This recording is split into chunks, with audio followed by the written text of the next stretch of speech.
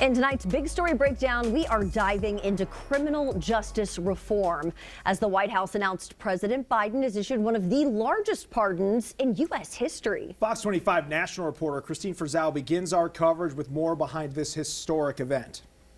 With just a few weeks left in office, President Joe Biden using one of the most extensive powers he still has, the power of the pardon, announcing he'll commute the sentences of around 1,500 people, plus pardons for 39 more. The White House calling it the largest single-day act of clemency in modern history. The Americans receiving relief today include a decorated military veteran, a nurse who has led response for a number of natural disasters, and an addiction counselor. Reverberations continue from what will likely remain his most infamous pardon, that of his son, Hunter. It's a historic pardon. This is not just for crimes that he's been charged with, but all crimes that he was never charged with yet. There could be a lot of really bad things happen, including exerting foreign influence. He was working for Burisma, an energy company in Ukraine. A new AP NORC poll finds only about 2 in 10 Americans approved. And of those who did, some others, including one of the president's closest advisors, disagreed with the way it was carried out. I do not agree with the way it was done.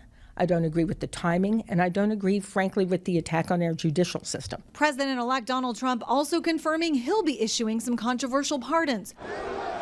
Those for many of the January 6th defendants. Trump telling Time magazine in his Person of the Year interview, a vast majority should not be in jail, adding, "It's going to start the first hour I get into office."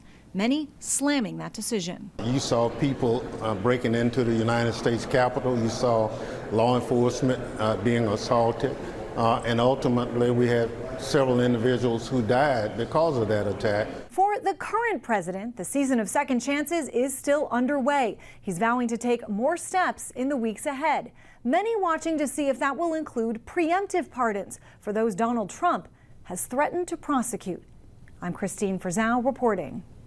President Biden issued a statement explaining his decision. He says America was built on the promise of possibility and second chances, and the people he pardoned today have shown successful rehabilitation and commitment to making their communities stronger and safer.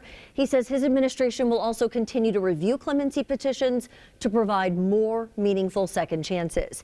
Now, earlier today, the White House released the full list of names of those who Biden pardoned. Media personality Joe Exotic was not on the list. Exotic is currently serving a 21-year sentence in federal prison in Fort Worth for a murder for hire plot and violations of the Endangered Species Act. He maintains his innocence and has appealed to several high-profile people. He's also written letters to President-elect Donald Trump, Pam Bondi, and now Donald Trump Jr.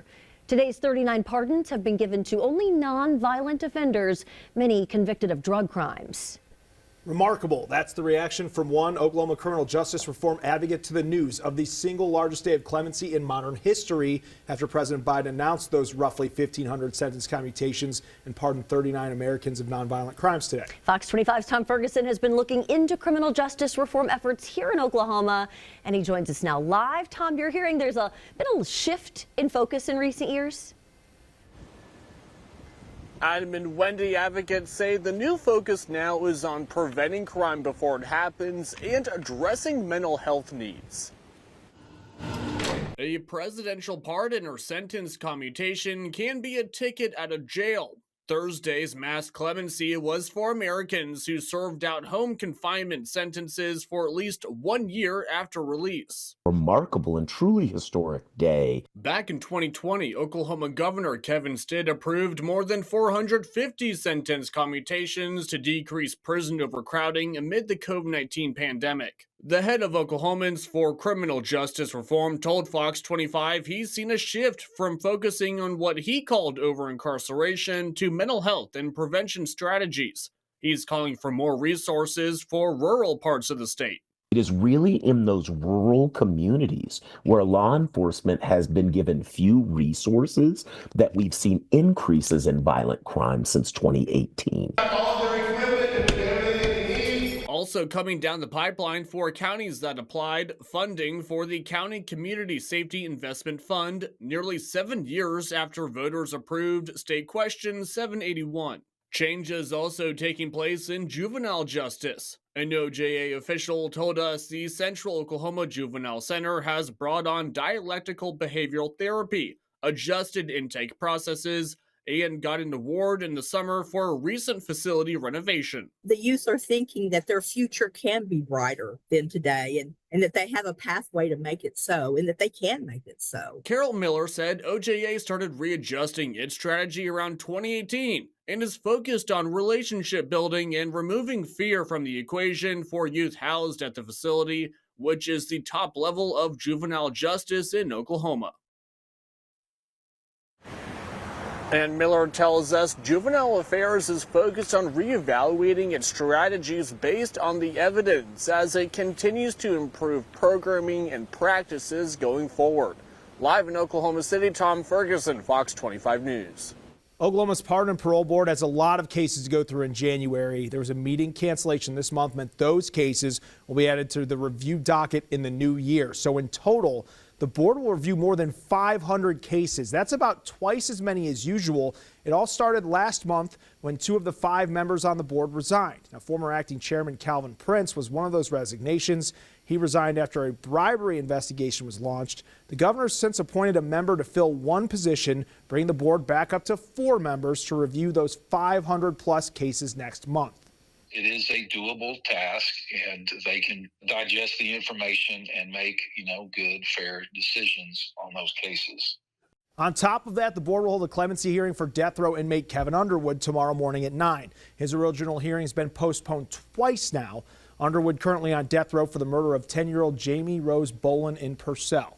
Meanwhile, Oklahoma County has a successful jail diversion program. They have used TEAM for several years now, resulting in hundreds of people going through the program instead of jail. But the county needs to approve their contract and is struggling to find the funds. County commissioners came up with a plan today to pay for a 6-month contract with TEAM starting January 1st. The contract costs just under $700,000. It is an increase over the original contract, which the county says they need to account for in the future. We needed to take a look at this issue going forward in depth so as not to build in those annualized increases that we've seen as a result of moving the program. TEAM's contract will now go to the budget board for approval. The county plans to move one-time money from several different accounts to help keep the program going. We've also seen Michigan lawmakers join in on the issue of helping give criminals a second chance. This month, lawmakers are considering passing a bill package called the Second Look Sentencing Act. Officials say this would allow incarcerated individuals to petition for a second look at their sentence after serving 20 years in prison, and all offenses would be eligible except those who committed a mass shooting. Of course, receiving a petition are allowed to reject at their discretion for some violent offenses like child abuse. Pennsylvania Governor Josh Shapiro also working to make that state's justice system more fair and support residents reentering the community. This month, the governor secured more funding for public defenders to have the resources they need to provide legal representation to every Pennsylvanian. He also signed a bill to ensure every person on probation receives a review every 2 to 4 years.